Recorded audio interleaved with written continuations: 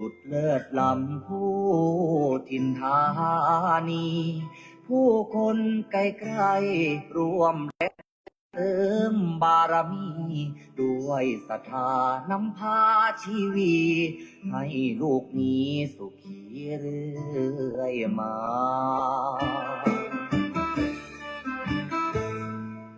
น้อมว่าองค์พระครูอภิรักษ์ชินวงศ์ท่านผู้คอยหนุนนำดำรง จิตจะลงพระศาสนาบุญบารมีศาสตร์ส่องสีปกป้องภาราสั่งสอนธรรมเหล่าปวงศรัทธาเทศนาพ้นวัฏฏะสงสาร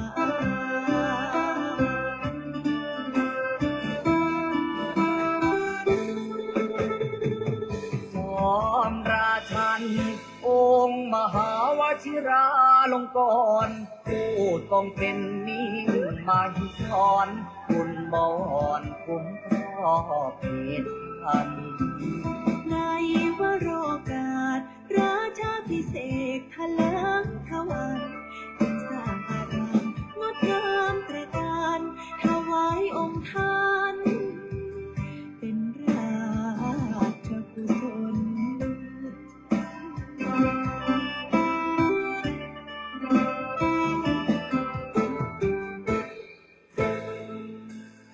วัดป่าพุทธ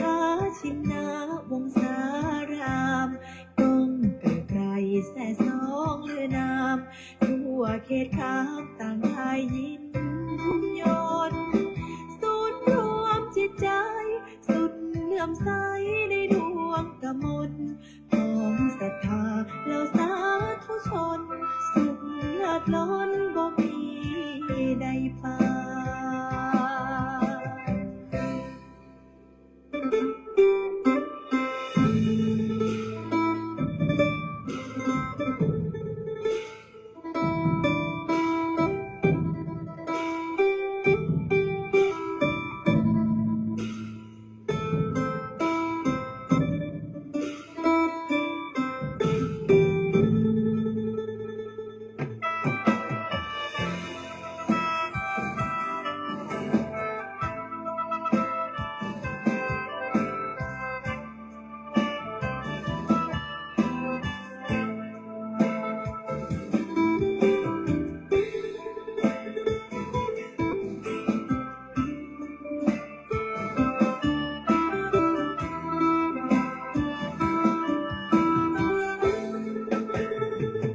จอมราชันองค์มหาวชิราลงกรณ์ผู้ทรงเป็นนิ่งมาหิสอนคุณบอนคุ้มครอบเหตุพันในวโรกาสราชาพิเศษทะเลิงทวันจึงสร้างอารามงดงามตระการถวายองค์ท่านเป็นราชกุศล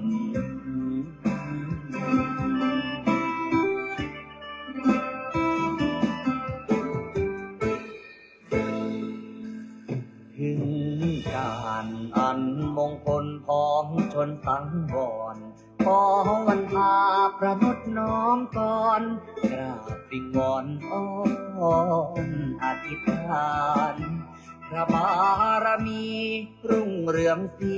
นั้นจงบันดาลสิ่งศักดิ์สิทธิ์ทั่วถิ่นสถานโปรดช่วยประทานโลกนั้นร่มเย็น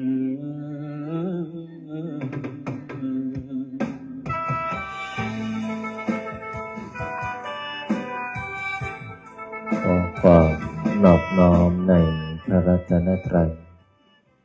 อันมีคุณพระพุทธคุณพระธรรมคุณพระสงฆ์ขอถวายความอาลัยในหลวงพ่อเจ้าประคุณสมเด็จพระพุทธชินวงศ์องค์อดีตเจ้าวาดวัดพิชยญาติการาม ขอโอกาสและถวายความเคารพในพระมหาเถรานุเถระ เพื่อนกัลยาณมิตรเพื่อนกัลยาณธรรมทุกรูปทุกท่านขอความสุขความสวัสดีจงบังเกิดมีแก่ญาติโยมญาติธรรมโลกหลานหม่นมหาจักรพรรดิทุกท่านทุกคนที่ได้มาพร้อมจิตตั้งใจในการสวดมนต์และก็ขออนุโมทนา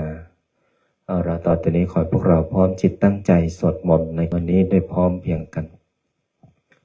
พุทธังชีวิตังเม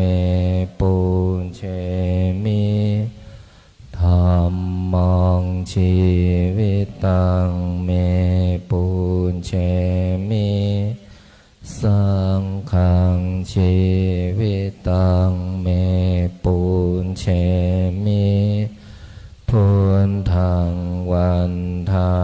มิธัมมังวันทามิสังฆังวันทามิคูปัญชาอาจาริยคุณังวันทามิมาตาปิตุคุณังวันทามิภาไตรสิกขาคุณังวันทามินะโมตัสสะภะคะวะโตอะระหะโตสัมมาสัมพุทธัสสะนะโมตัสสะภะคะวะโตอะระหะโตสัมมาสัมพุทธัสสะนะโมตัสสะภะคะวะโตอะระหะโตสัมมาสัมพุทธัสสะพุทธังสรณังคัจฉามิธัมมังสรณังคัจฉามิสังฆังสรณังคัจฉามิทุติยมปิพุทธังสรณังคัจฉามิ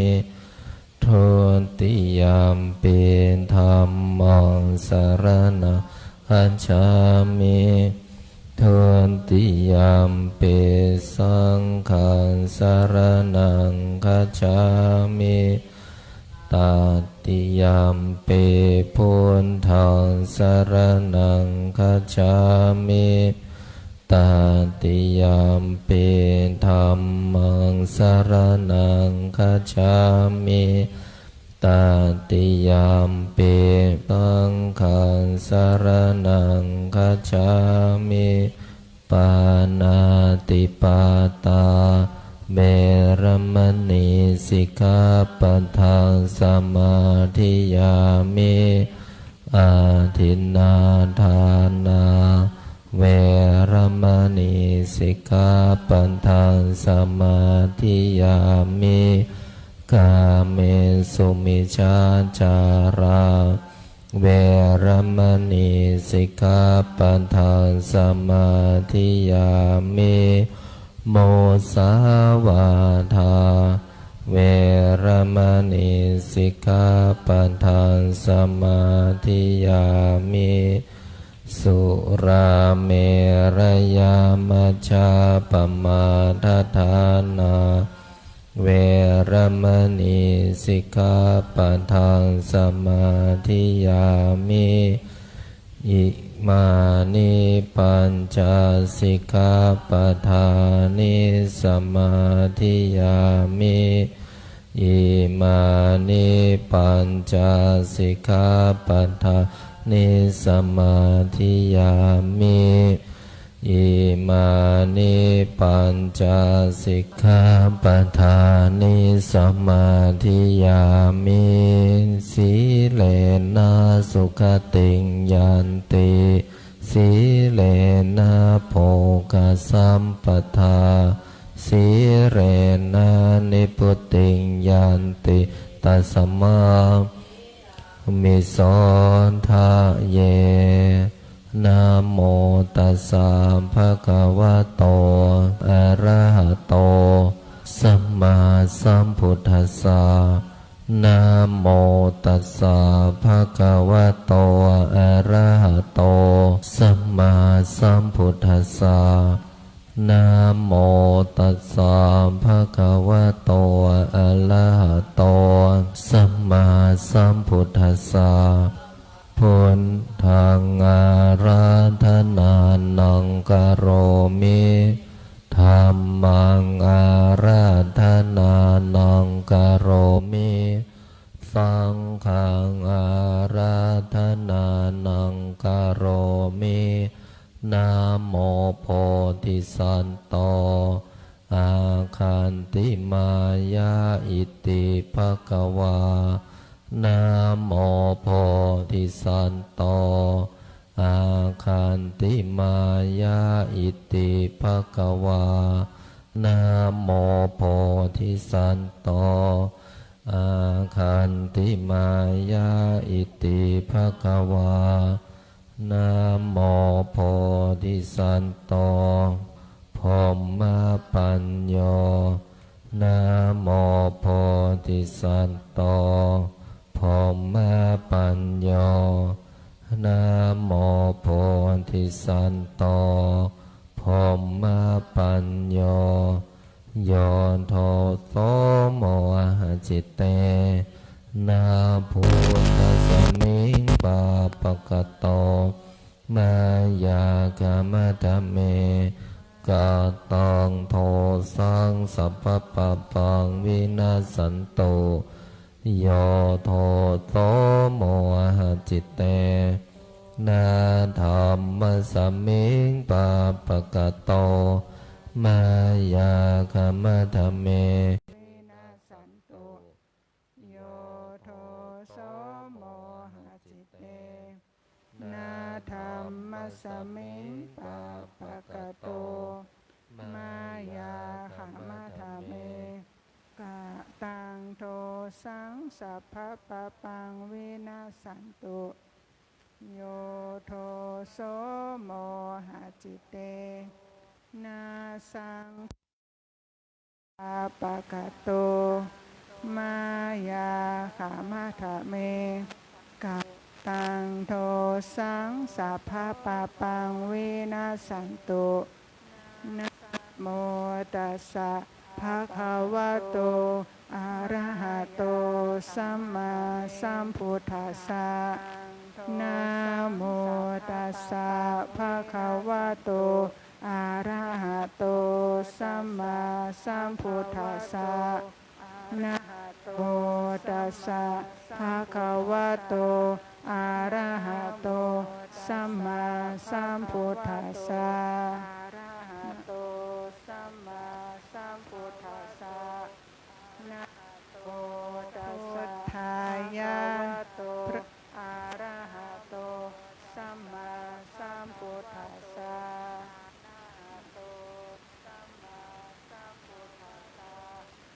นะพุทธะทายะยานมาเนโนภารัตสีสหัสสะสุธรรมาพุทโธธัมโมสังโฆยะถาพุทโมนะพุทธบูชาธรรมบูชาสังฆบูชาพุทโธธัมโมสังโฆยะถาพุทโมนะวาริจมหาเถรังอาหังวันทามิธุระโตอาหังวันทามิธาตุโย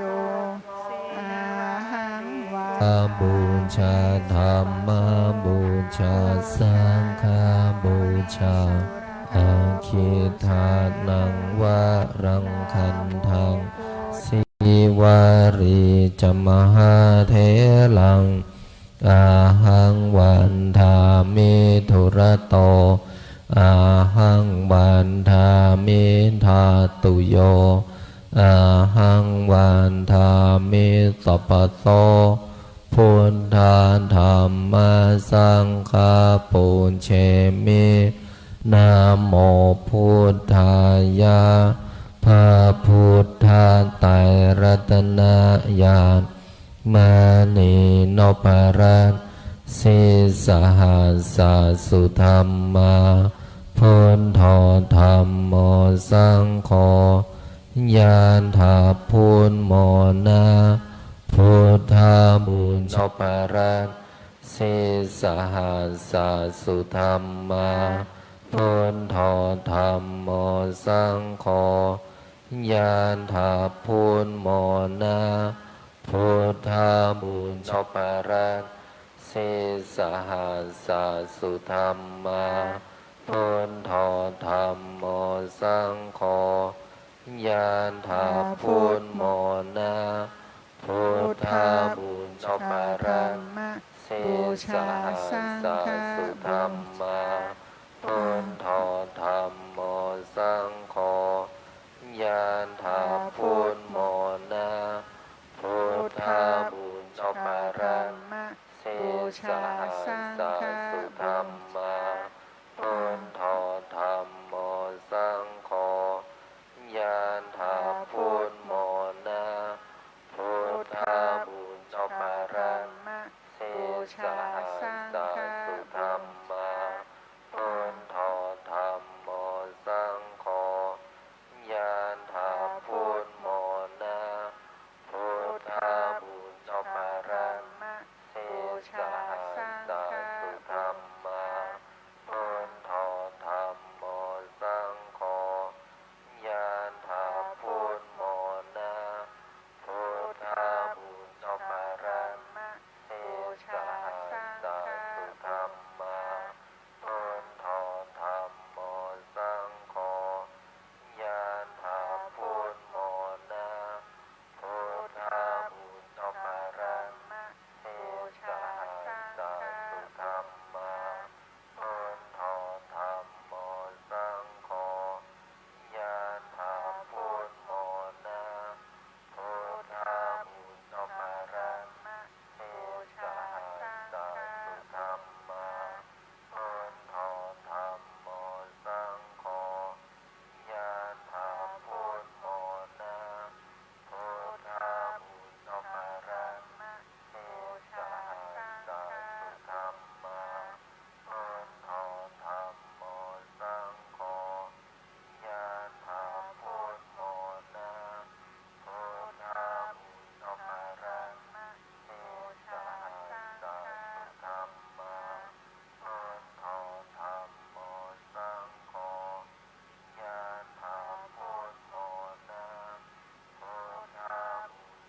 านถาพุทโม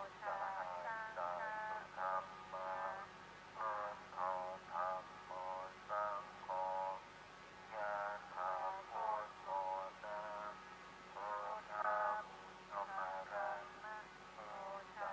สุธรรมา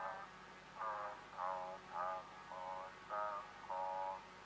ยานถาพุทโมนาพุทธาบุญนปรัตสิ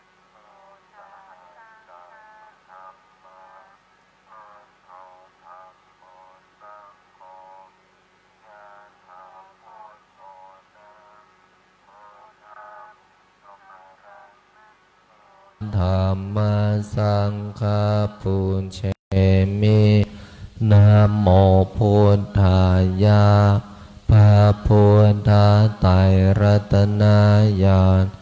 มานีนพลังสิสหัสสะสุธรรมา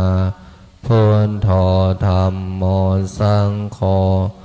ยะถาพุทโมนาพุทธาบูชาธัมมาบูชาสังฆาบูชาอาคิทานังวรังคันทังสิวาริจมหาเถลังอาหังวันทามิตุระโตอาหังวันทามิธาตุโยอาหังวันทามิสัพพโสพุทธาธัมมาสังฆปุญเชมินะโมพุทธายะพระพุทธไตรรัตนญาณมานีนพลัง ส สิสหัสสุธรรมาพุทโธธัมโมสังโฆยะถาพุทโมนะพุทธบูชาธัมมบูชาสังฆบูชาอาคิทานังวรังคันทังสิวาริจมหาเถลังอาหังวันทามิตุระโตอาหังวันทามิธาตุโยอาหังวันทามิสัพพโสพุทธาธัมมาสังฆาปุญเชมินะโมพุทธายะพระพุทธไตรรัตนญาณมานีโนภาลังสิสหัสสุธรรมาพุทโธธัมโมสังโฆยะถาพุทโมนะพุทธบูชาธัมมบูชาสังฆบูชาอาคิทานังวรังคันทังสิวาริจมหาเถลังอาหังวันทามิตุระโตอาหังวันทามิธาตุโยอาหังวันทามิสัพพโสพุทธาธัมมาสังฆาปุญเชมินะโมพุทธายะพระพุทธไตรรัตนญาณมานีโนภาลังสิสหัสสุธรรมาพุทโธธัมโมสังโฆยะถาพุทโมนะพุทธ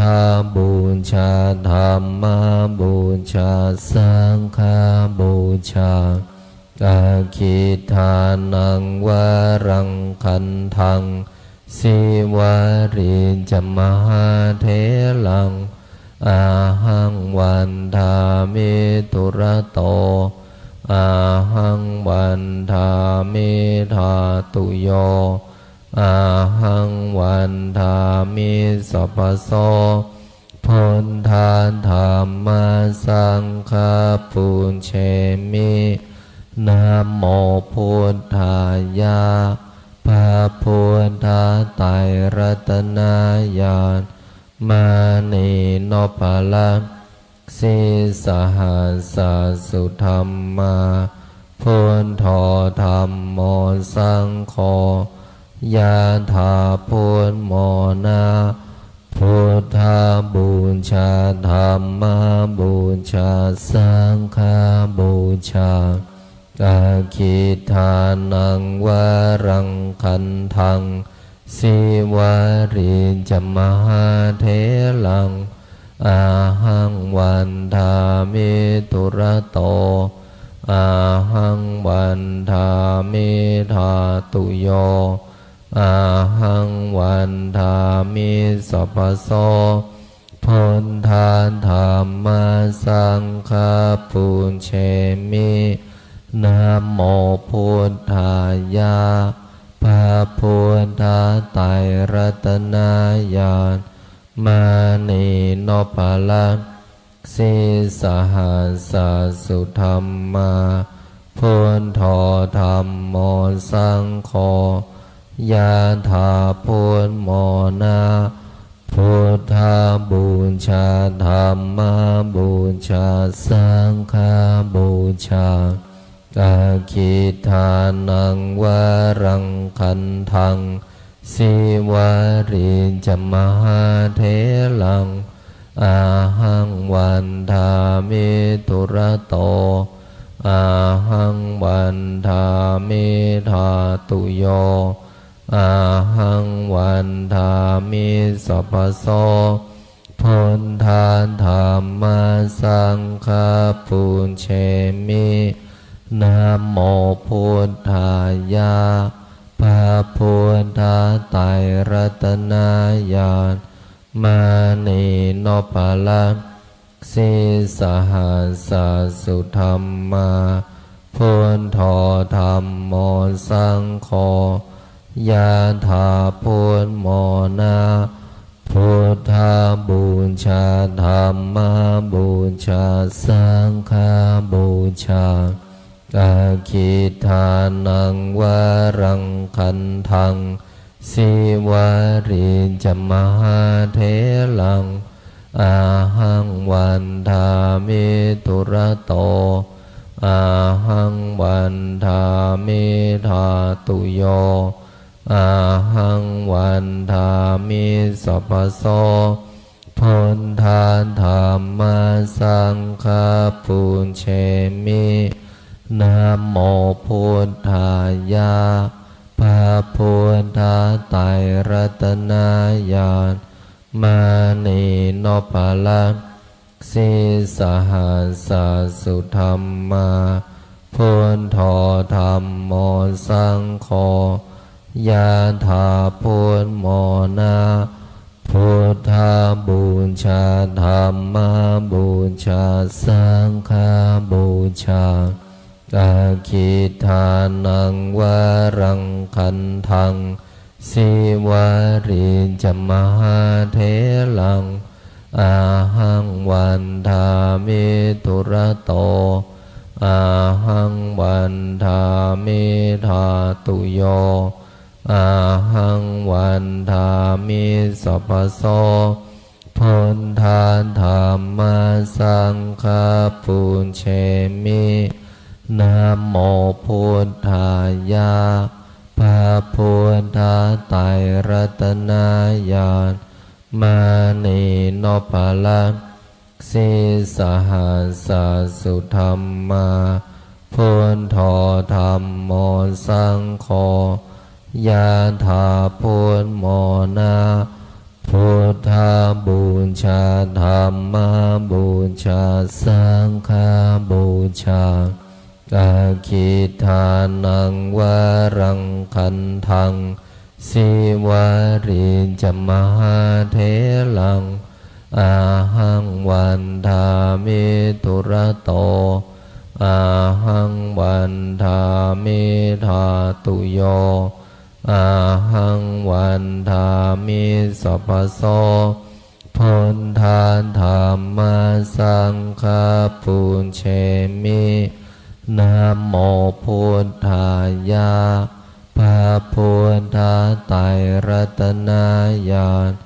มานีโนภลังสิสหัสสุธรรมาพุทโธธัมโมสังโฆยะถาพุทโมนะพุทธบูชาธัมมบูชาสังฆบูชาอาคิทานังวรังคันทังสิวาริจมหาเถลังอาหังวันทามิตุระโตอาหังวันทามิธาตุโยอาหังวันทามิสัพพโสพุทธาธัมมาสังฆาปุญเชมินะโมพุทธายะพระพุทธไตรรัตนญาณมานีโนภลังสิสหัสสุธรรมาพุทโธธัมโมสังโฆยะถาพุทโมนะพุทธบูชาธัมมบูชาสังฆบูชาอาคิทานังวรังคันทังสิวาริจมหาเถลังอาหังวันทามิตุระโตอาหังวันทามิธาตุโยอาหังวันทามิสัพพโสพุทธาธัมมาสังฆาปุญเชมินะโมพุทธายะพระพุทธไตรรัตนญาณมานีโนภลัง สิสหัสสะสุธรรมาพุทโธธัมโมสังโฆยะถาพุทโมนาพุทธาบูชาธัมมาบูชาสังฆาบูชาอาคิทานังวารังคันทังสิวาริจมหาเถลังอาหังวันทามิตุระโตอาหังวันทามิธาตุโยอาหังวันทามิสัพพโสพุทธาธัมมาสังฆาปุญเชมินะโมพุทธายะพระพุทธไตรรัตนญาณมณีนพลันสิสหัสสะสุธรรมา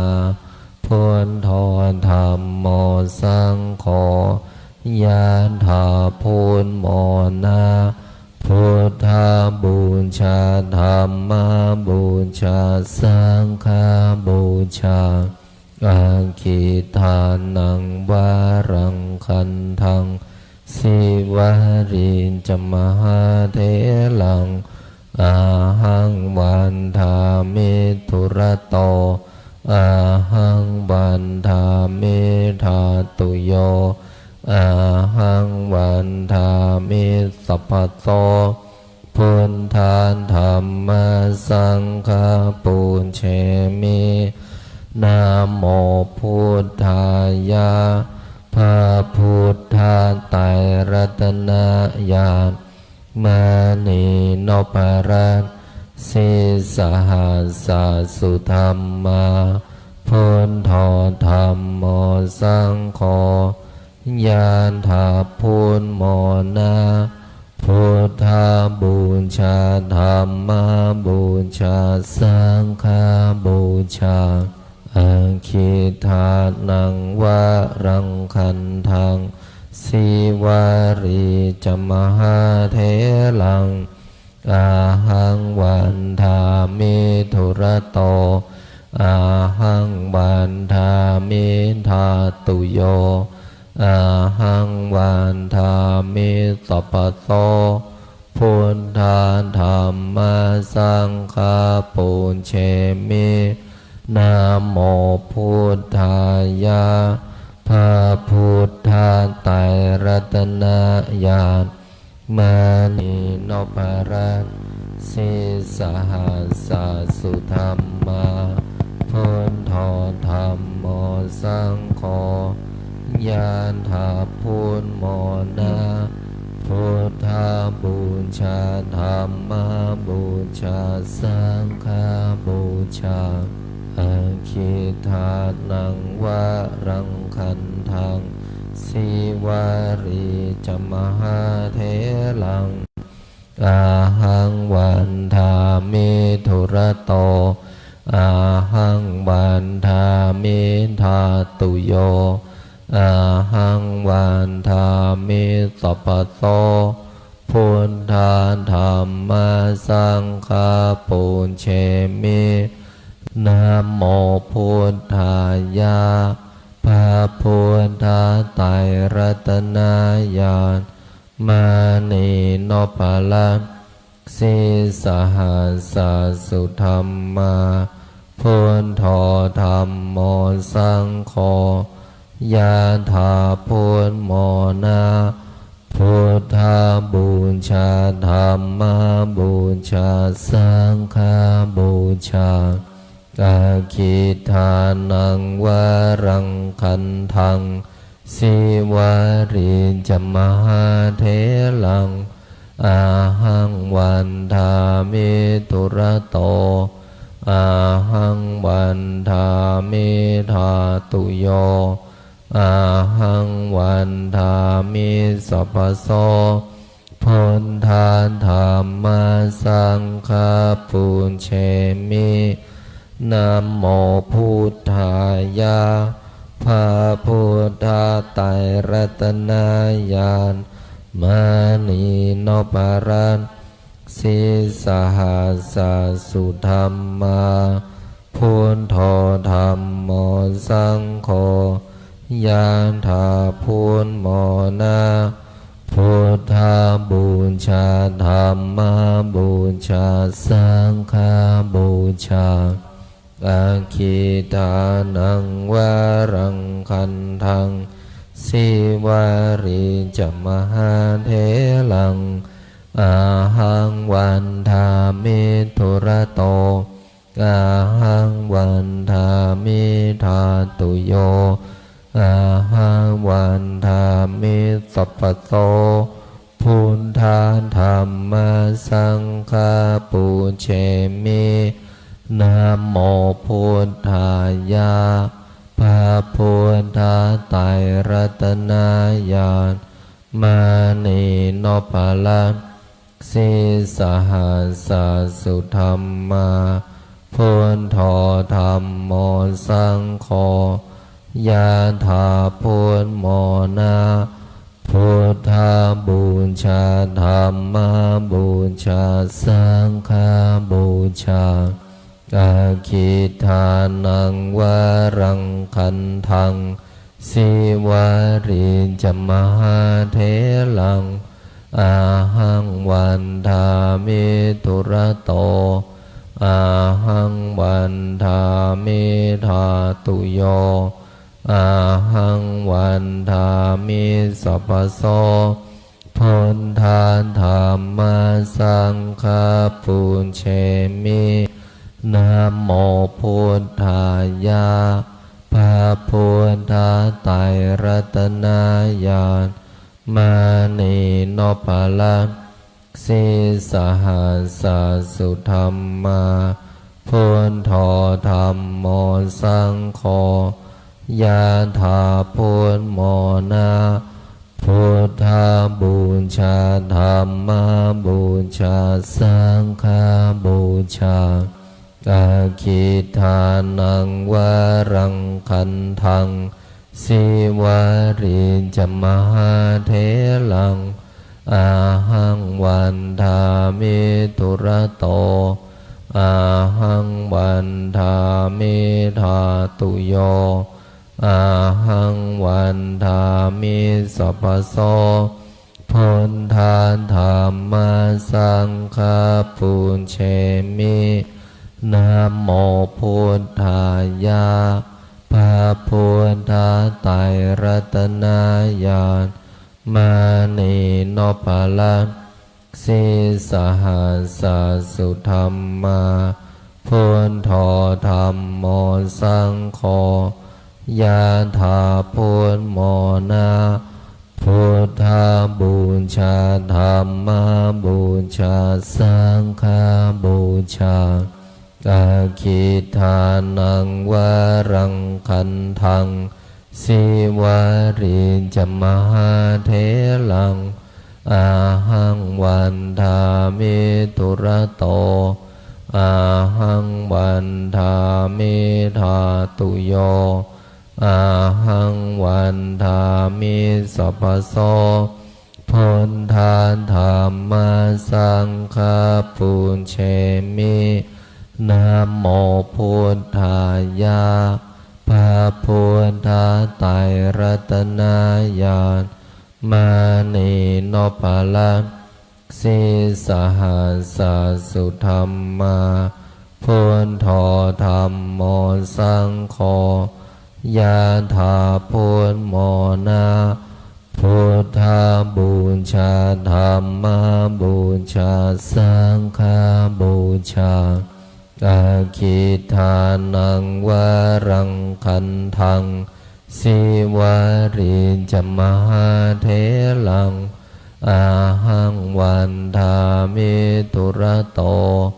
อาหังวันทามิธาตุโยอาหังวันทามิสัพพโสพุทธาธัมมาสังฆาปุเชมินะโมพุทธายะพระพุทธไตรรัตนญาณมานีโนภลัง สิสหัสสสุธรรมาพุทโธธัมโมสังโฆยะถาพุทโมนะพุทธบูชาธัมมบูชาสังฆบูชาอาคิทานังวรังคันทังสิวาริจมหาเถลังอาหังวันทามิตุระโตอาหังวันทามิธาตุโยอาหังวันทามิสัพพโสพุทธาธัมมาสังฆาปุญเชมินะโมพุทธายะพระพุทธไตรรัตนญาณมานีโนภลังสิสหัสสสุธรรมาพุทโธธัมโมสังโฆยะถาพุทโมนะพุทธบูชาธัมมบูชาสังฆบูชาอาคิทานังวรังคันทังสิวาริจมหาเถลังอาหังวันทามิตุระโตอาหังวันทามิธาตุโยอาหังวันทามิสัพพโสพุทธาธัมมาสังฆาปุญเชมินะโมพุทธายะพระพุทธไตรรัตนญาณมานีโนภลัง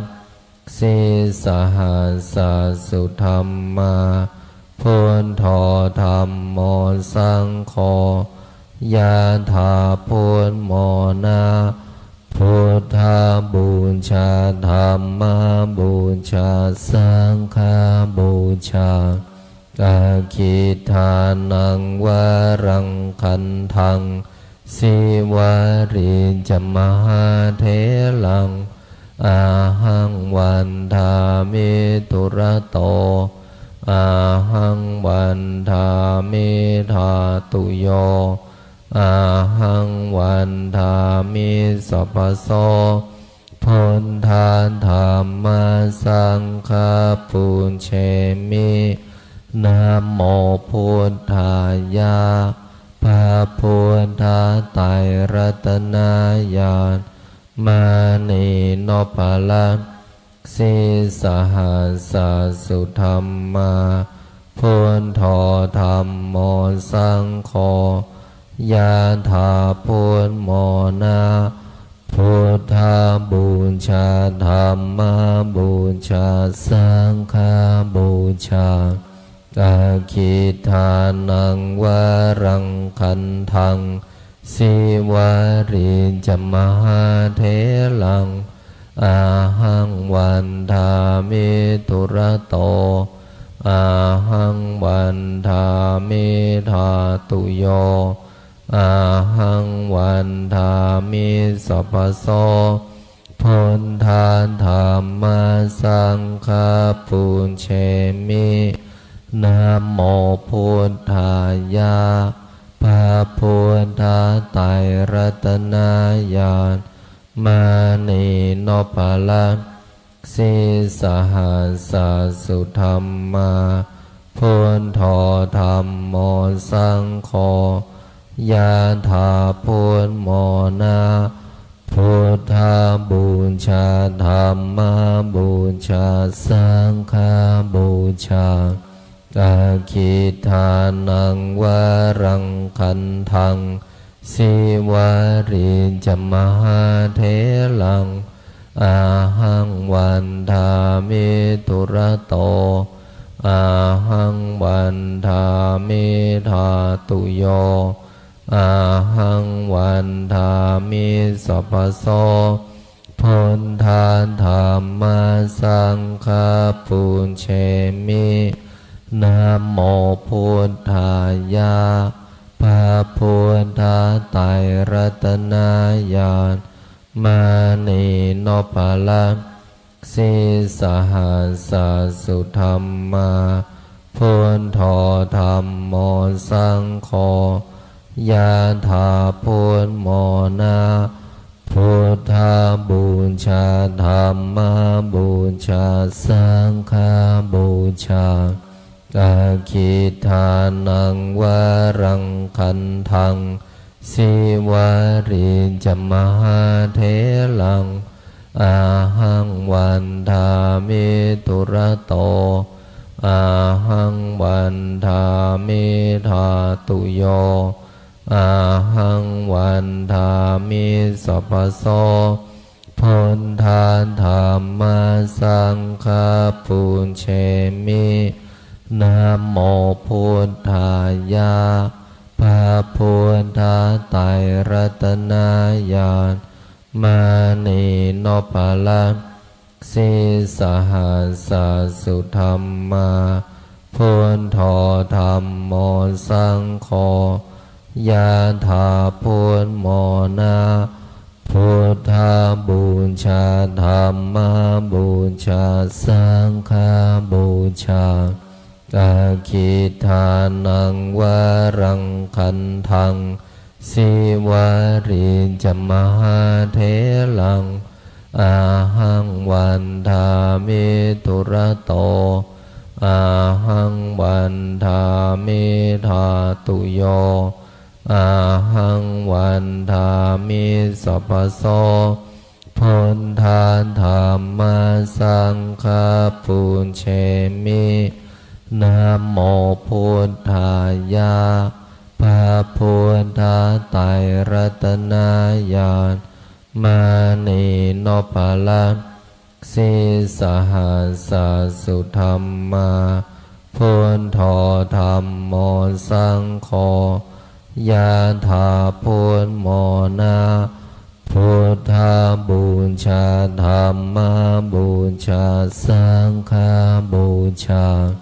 อาคิทานังวารังคันทัง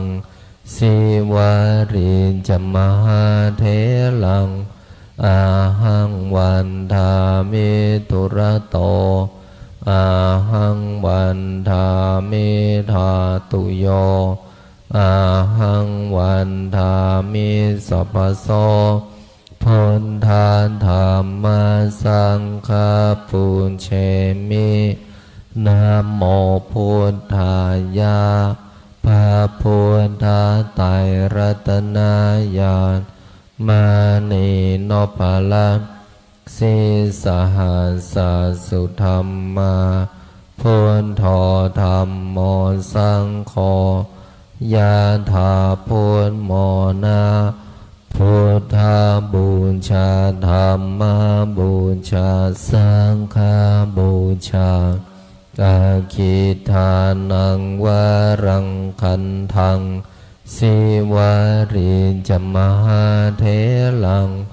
อาหังวันทามิตุระโต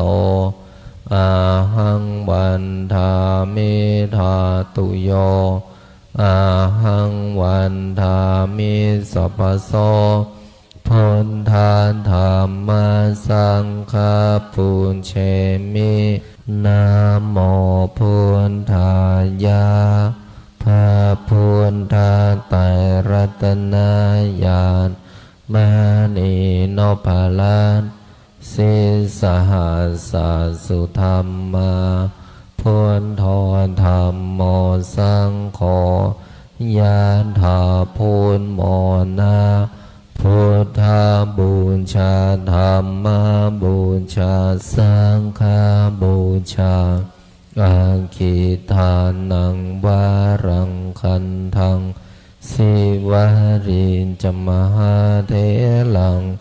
อาหังวันทามิตุระโตอาหังวันทามิธาตุโยอา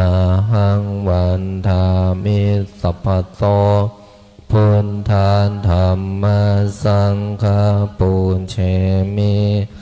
นะโมพุทธายะพระพุทธไตรรัตนญาณมานีโนภลังสิส สัสสุธัมมาพุทโธธัมโมสังโฆยานถาพุทโมนาพุทธาบูชาธัมมาบูชาสังฆาบูชาอาคิทานังวะรังคันทังสิวารีจมหาเถลังอาหังวันทามิธุระโตอาหังวันทามิทาตุโยอาหังวันทามิสัพพโสพุทธาธัมมาสังฆาปุญเชมินะโมพุทธายะพระพุทธไตรรัตนญาณมานีนพรัตน์สิสหัสสสุธัมมาพุทโธธัมโมสังโฆยานถาพุทโมนาพุทธาบูชาธัมมาบูชาสังฆาบูชาอาคิทานังวะรังคันทังสิวารีจมหาเถลังอาหังวันทามิธุระโตอาหังวันทามิทาตุโยอาหังวันทามิสัพพโสพุทธาธัมมาสังฆาปุญเชมินะโมพุทธายะพระพุทธไตรรัตนญาณมานีนพรัตน์สิสหัสสสุธัมมาพุทโธธัมโมสังโฆยะถาพุทโมนาพุทธาบูชาธัมมาบูชาสังฆาบูชาอาคิทานังวะรังคันทังสิวารีจมหาเถลังอาหังวันทามิธุระโตอาหังวันทามิทาตุโยอาหังวันทามิสัพพโสพุทธาธัมมาสังฆาปุญเชมินะโมพุทธายะพระพุทธไตรรัตนญาณมานีนพรัตน์สิสหัสสสุธัมมาพุทโธธัมโมสังโฆยานถาพุทโมนาพุทธาบูชาธัมมาบูชาสังฆาบูชาอาคิทานังวะรังคันทังสิวารีจมหาเถลังอาหังวันทามิธุระโตอาหังวันทามิทาตุโยอาหังวันทามิสัพพโสพุทธาธัมมาสังฆาปุญเชมินะโมพุทธายะพระพุทธไตรรัตนญาณมานีนพรัตน์สิสหัสสสุธัมมาพุทโธธัมโมสังโฆยะถาพุทโมนาพุทธาบูชาธัมมาบูชาสังฆาบูชาอาคิทานังวะรังคันทังสิวารีจมหาเถลังอาหังวันทามิธุระโตอาหังวันทามิทาตุโยอาหังวันทามิสัพพโสพุทธาธัมมาสังฆาปุญเชมินะโมพุทธายะพระพุทธไตรรัตนญาณมานีนพรัตน์ส สิสหัสสะสุธรรมาพุทโธธรรมโมสังโฆยะถาพุทโมนะพุทธาบูชาธรรมบูชาสังฆบูชาอาคิทานังวะรังคันทังสิวาริจมหาเทลังอาหังวันทาเมตุระโตอาหังวันทาเมธาตุโยอาหังวันทาเมสัพพโสพุทธธรรมสังฆปุญเชมิสัมเพพุทธาสัมเพธัมมาสัมเพสังฆาปะลาปัตตาปัจเจกานันจะยังพรังอรหันตานันจะเตเชนะราคัมพันธามิสัมภาโสสัพเพพุทธาสัมเพธัมมาสัมเพสังฆาภราปัตตาปัจเจกานันจะยังพรังอรหันตานันจะเตเชนะราคัมพันธามิสัมภาโสสัมเพพุทธาสัมเพธัมมาสัมเพสังฆาปะลาปันตาปัญเจกานันจะยังพรังอรหันตานันจะเตเชนะราคัมพันธามิสัมภาโสพุทธังอดิตามิธัมมังอดิตามิสังฆังอดิตามิขออำนาจบุญกุศลที่เกิดจากการสวดมนต์บทมหาจักรพรรดิบุญใดกุศลใดที่สำเร็จแล้วจงประสิทธิประทานพรให้ลูกหลานมนต์มหาจักรพรรดิทุกท่านทุกคนจงมีแต่ความสุขความเจริญนึกคิดทำปรารถนาสิ่งใดขอให้สิ่งนั้นพันสำเร็จสมความปรารถนาทุกประการอีกทั้งขอให้ทุกคนอย่าอดอย่าอยากอย่ายากอย่าจนให้มั่งให้มีให้ร่ำให้รวยมีเงินมีทองเหลือกินเหลือเก็บเหลือใช้มีสุขภาพร่างกายที่แข็งแรงมีอายุขัยที่ยืนยาวถึง100 ปีทุกท่านทุกคนเทิน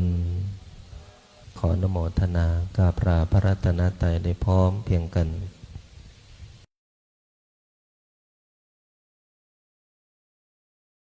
อะระหังสัมมาสัมพุทโธภะคะวาพุทธังภะคะวันตังอะภิวาเทมิสวากขาโตภะคะวะตะธัมโมธัมมังนามัสสามิสุปฏิปันโนภะคะวะโตสาวกสังโฆสังฆนามา